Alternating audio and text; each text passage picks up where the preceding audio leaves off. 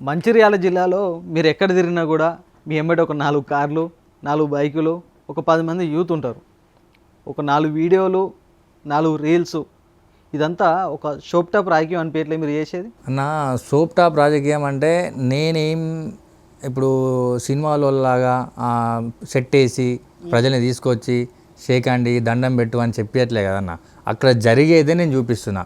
అంటే రీల్స్ కోసం వీడియోస్ కోసం జనాల్ని పైసలు ఇచ్చి తీసుకొచ్చి చేసి మనం కాంగ్రెస్ పార్టీ చేస్తున్న ఇప్పుడు ఫర్ ఎగ్జాంపుల్ మొన్న ఇందిరా ఇల్లులు ఇచ్చినాం లాస్ట్ ఇయర్. ఆ ఇల్లులు ఇచ్చిన కార్యక్రమాన్ని నేను ప్రతి గ్రామ పంచాయతీ పోయి ఇల్లు పత్రాలు ఏవైతే డిస్ట్రిబ్యూట్ చేసే వీడియో చేసి పెట్టినా. అదేమన్నా లేనిది ఉన్నట్టు చేసినా ఉన్నదే కదా చూపించింది. ఉన్నది ఉన్నట్టు చూపిస్తున్నా. యువత అంటే చాలామంది ఈరోజు యువకులకు పాలిటిక్స్ అంటే కొంత ఇంట్రెస్ట్ కలుగుతుంది. ఇంట్రెస్ట్ కలిసినప్పుడు వాళ్ళు ఏమైందంటే సేమ్ ఏదైతే ఏజ్ గ్రూప్ ఉన్నదో ఆ ఏజ్ గ్రూప్ ఉన్న వాళ్ళతో తిరుగుదాం అనుకుంటారు. మనం కూడా పొలిటికల్ ప్రదీపన్నలాగా అయిదాం, లేకుంటే ఇంకో లీడర్ లాగా అయిదాం, బైరెడ్డి సిద్ధార్థ్ లాగా అయిదాం, రత్నం ప్రదీప్ లాగా అయిదాం అని చిన్న చిన్న కార్యకర్తలకు ఉంటుంది. వాళ్ళు తిరుగుతారు. తిరిగే వాళ్ళని అద్దనం కదా, వాళ్ళని డబ్బులు ఇచ్చి తాగిపిచ్చి తినిపించి తీసుకొచ్చే క్యారెక్టర్ కాదు మనది.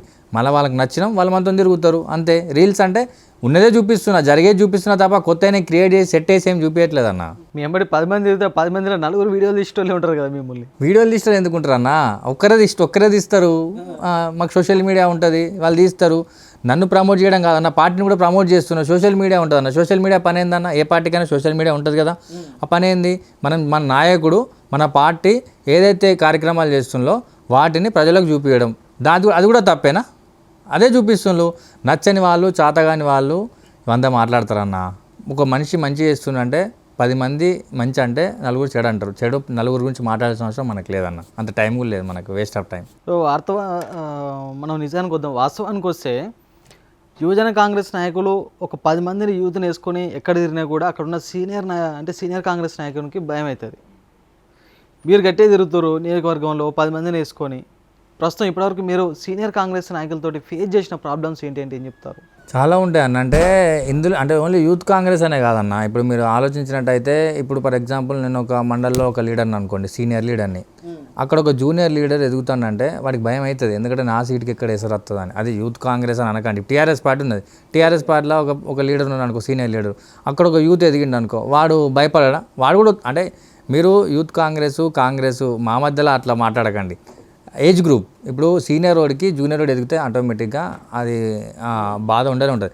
కాకపోతే నా సజెషన్ ఏంటంటే మనం ఎదిగటం ఆపలేం కదా, మన రాత మన చేతిలో ఉండదు, మనం ఎదగటం ఆపలేం. కాబట్టి ఏ నాయకుడు అయితే భయపడతాడో ఆ నాయకుడు ఇంకా ఎదగాలని చూడాలి తప్ప నేను అదే ప్లేస్లో ఉండి కుర్చీ నేనే పట్టుకుంటా అంటే 100% ఏదో ఒక రోజు మన కుర్చీ ఎప్పుడు మన కింద ఉండదు.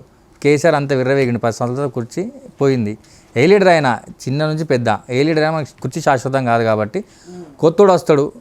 అంటే పెద్ద మనిషి అయిన తర్వాత కొంచెం మనసు పెద్దగా చేసుకోవాలి, యువకులకు అవకాశం ఇవ్వాలి. ఆపుదామంటే ఆగుతాడా? ఆగడు కదా, మనం ఆపలేం కదా. మరి అంతే.